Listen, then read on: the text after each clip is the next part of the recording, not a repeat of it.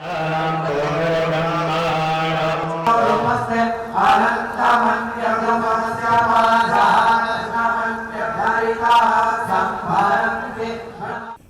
माँ इंद्राक्षी जय अम्बे। इंद्राक्षी धाम में दर्शकों आप सभी का हम हार्दिक स्वागत करते हैं। आइए इस अंक में हम बात करते हैं दुर्गा पूजन के रहस्य के बारे में। साथ ही नवरात्र में दुर्गा पूजन का जो फल है वो वास्तव में चौगुना मिलता है। हम आम दिनों में भगवती की साधना आराधना करते हैं, लेकिन नवरात्र के ऐसे ख़ास दिन होते हैं, इनमें जो भी हम भक्ति करते हैं, मंत्र जपते हैं, पाठ करते हैं, उसका फल हमें शीघ्र मिलता है और अधिक मिलता है। कारण क्या है? बहुत सारी चर्चा इस अंक में होने वाली हैं। और शारदीय नवरात्र, प्रथम नवरात्र 22 सितंबर का है, दिन सोमवार है, बहुत अच्छा दिन पड़ रहा है। तो हम सबको इस साल बहुत ही सुंदर तरीके से शारदीय नवरात्र का अनुष्ठान करना है। पहले आज का पंचांग देख लेते हैं, फिर चर्चा करते हैं। 18 सितंबर सन 2025, दिन बृहस्पतिवार, संवत 2082, आश्विन मास कृष्ण पक्ष, तिथि आज द्वादशी है, नक्षत्र पुष्य है, राहु काल 1:30 से 3, दिशा सूल दक्षिण दिशा। अब देखो, यूँ तो 4 नवरात्र होते हैं, 2 गुप्त होते हैं, लेकिन मुख्यतः हमारे 2 ही नवरात्र ज़्यादातर प्रचलन में हैं। शारदीय नवरात्र जो ये आश्विन माह के आएंगे, इनको शारदीय नवरात्र करते हैं क्योंकि शरद ऋतु का जन्म हो जाता है। हल्की हल्की ठंड सी महसूस होने लगती है रात्रि में। लेकिन अब माहौल थोड़ा सा, मौसम अलग है, पहले जैसा नहीं है।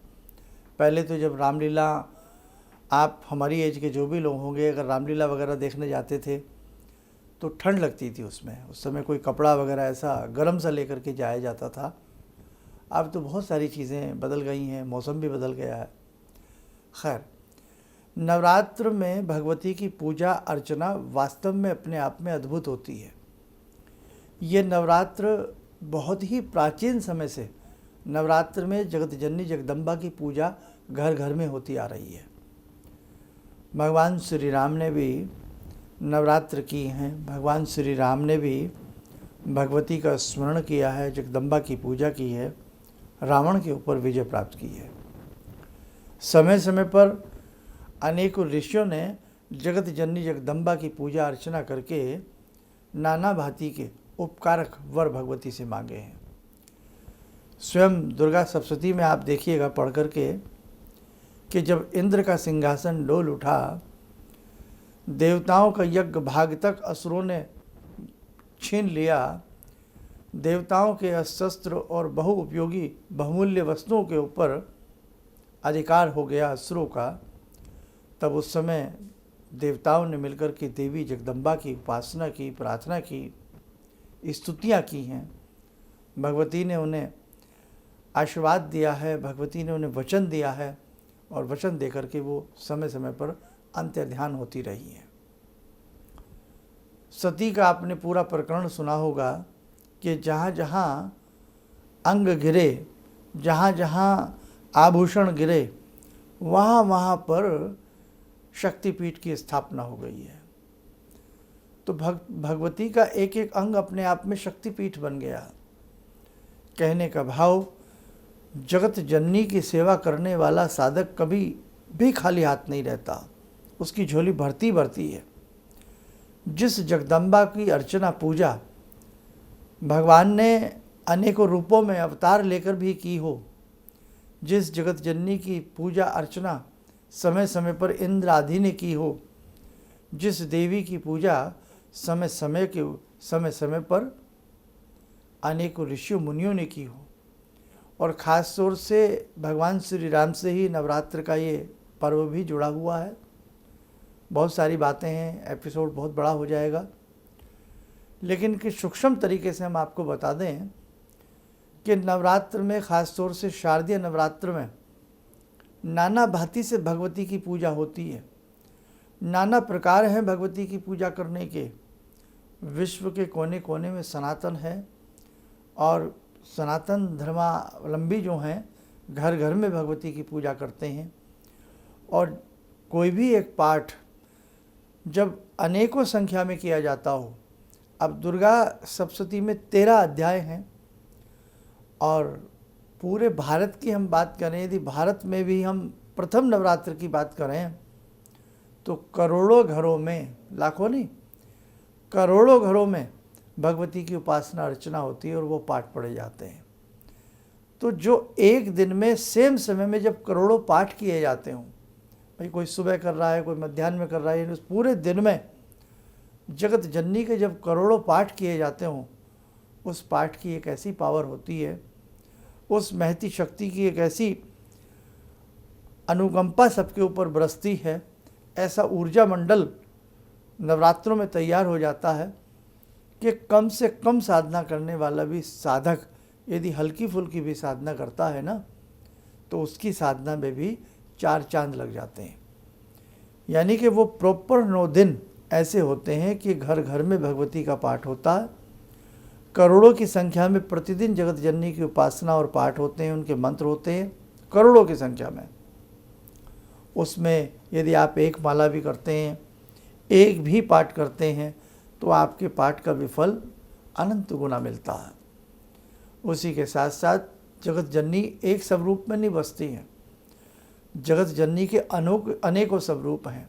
हमने कहा सती के जहाँ जहाँ अंग गिरे वहाँ वहाँ शक्तिपीठ बन गए, सती के जहाँ जहाँ आभूषण गिरे वहाँ वहाँ शक्तिपीठ बन गए।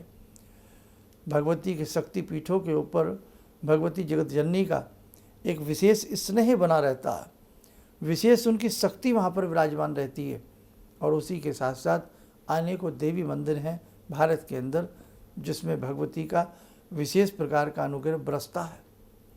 उसी के साथ साथ आपके एक छोटे से मंदिर में, आपके छोटे से घर में जब आप ओम जय अम्बे गौरी गाते हैं ना, जब आप भगवती के अनेकों मंत्रों को गुंजारित करते हैं, सर्वमंगल मांगल्ये ज्ञानी नाम अपि चेतांसी देवी सर्वबाधा विनिर्मुक्तो, किसी भी मंत्र को जब आप पढ़ते हैं, आप सप्तश्लोकी पढ़ते हैं, आप शीतकुंजी का स्तोत्र की बीजात्मक शब्दावली को जब पढ़ते हैं, अम कम चम तम लम, तो अनेकों प्रकार के इस प्रकार के वहाँ गुंजायमान शब्दों के कारण एक ऐसी विशेष शक्ति बनती है कि आप यदि उस शक्ति में भाग लेकर के अपनी छोटी सी भी पूजा करते हैं, थोड़े से भी आप मंत्र जपते हैं, तो आपकी वो पूजा बहुत बड़ी मानी जाती है।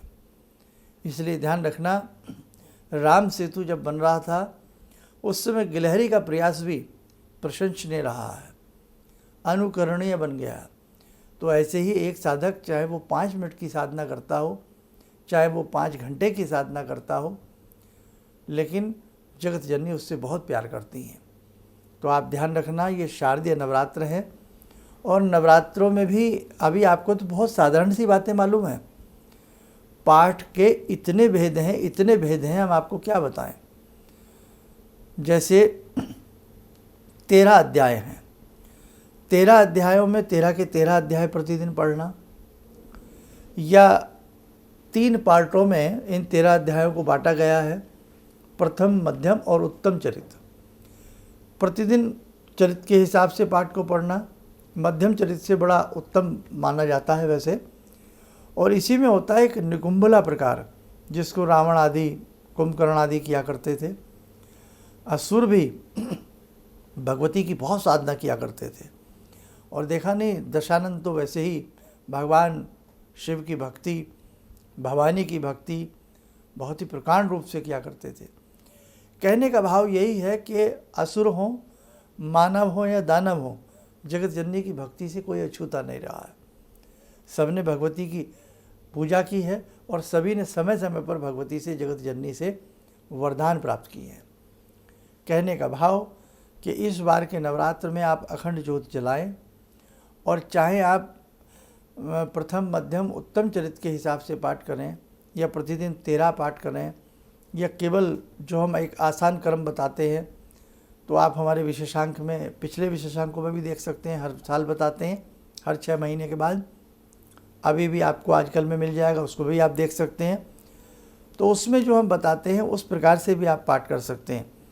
कुछ साधक केवल नवारण मंत्र ही भगवती का जपते हैं, कुछ साधक महानवारण मंत्र भगवती का जपते हैं, कुछ साधक भगवती के किसी भी विशेष मंत्र को जपते हैं।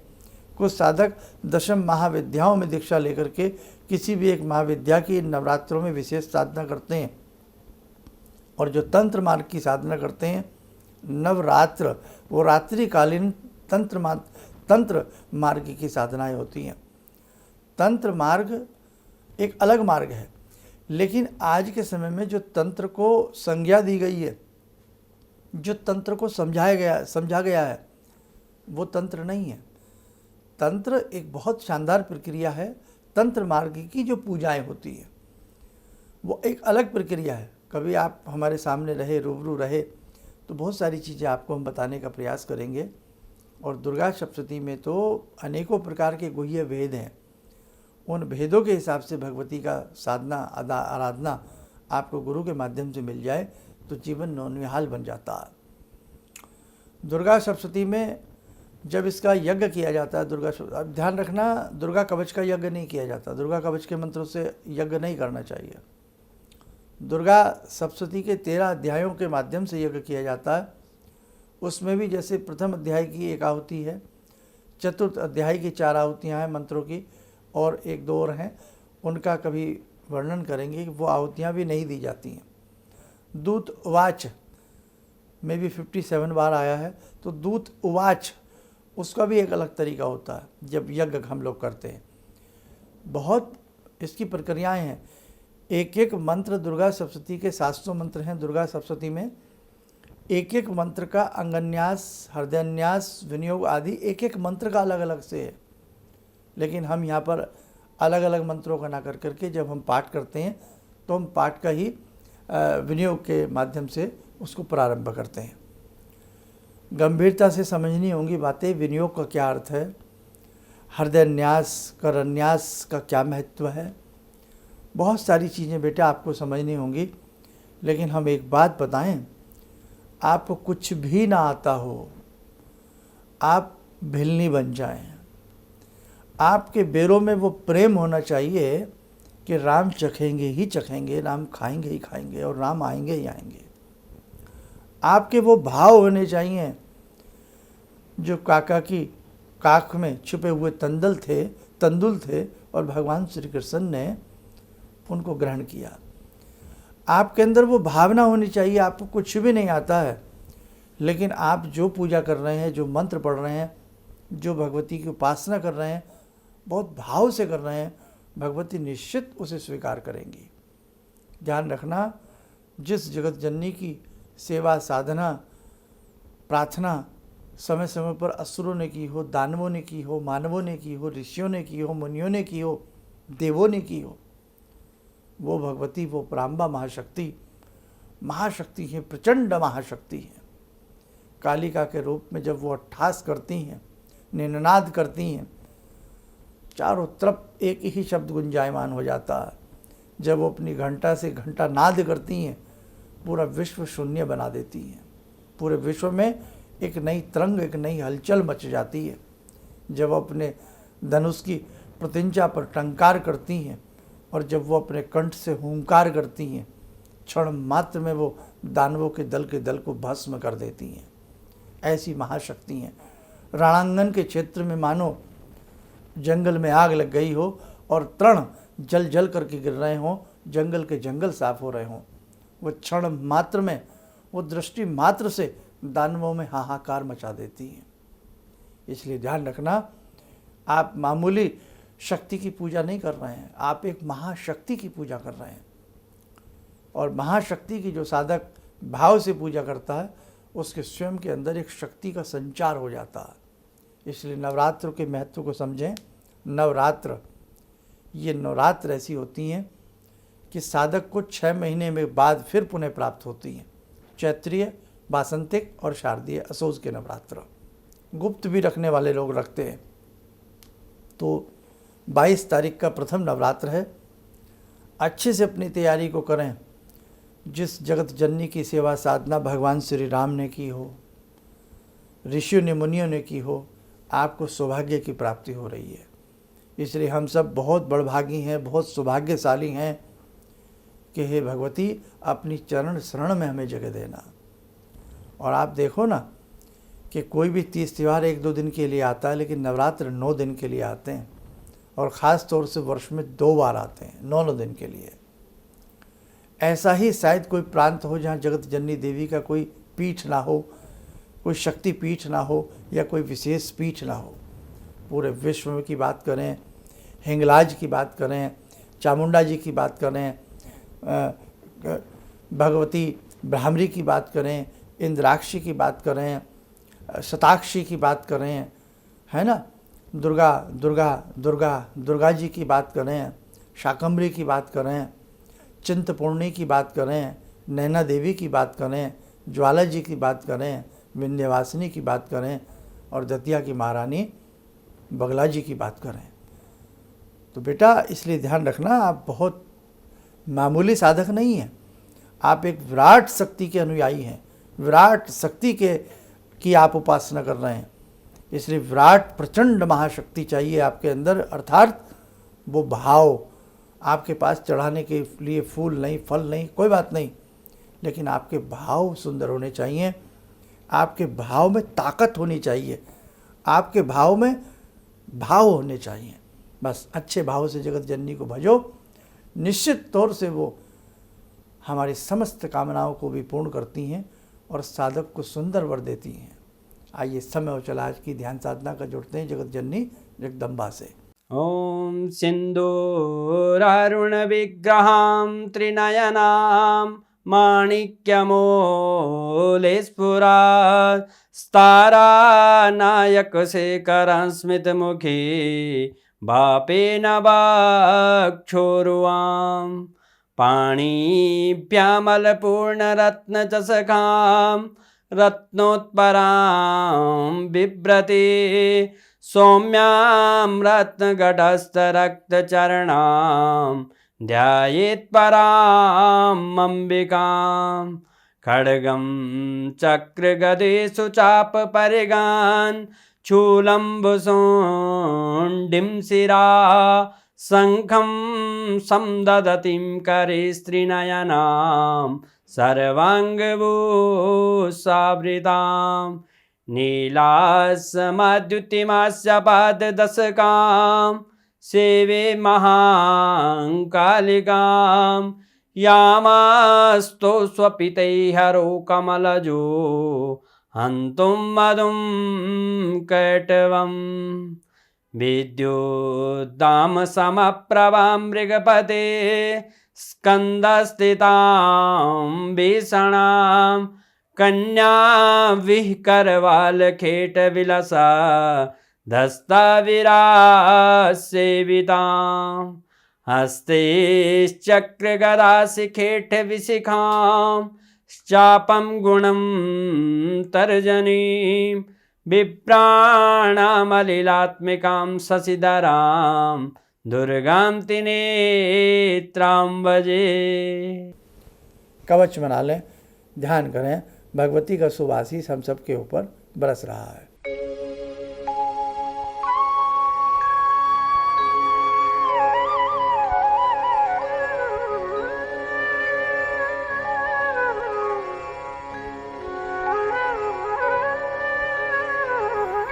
ओम बोलते हुए नेत्र खोलें, सामान्य हो जाए। देखो साधकों, किसी भी भ्रम में नहीं आना। बस जितनी भक्ति आपको आती है, जैसी भोली भाली भक्ति आप करना जानते हैं, आप अपने परिवार के संग, बच्चों के संग अच्छे रूप से करिएगा, आपकी भक्ति निश्चित रूप से स्वीकार होगी।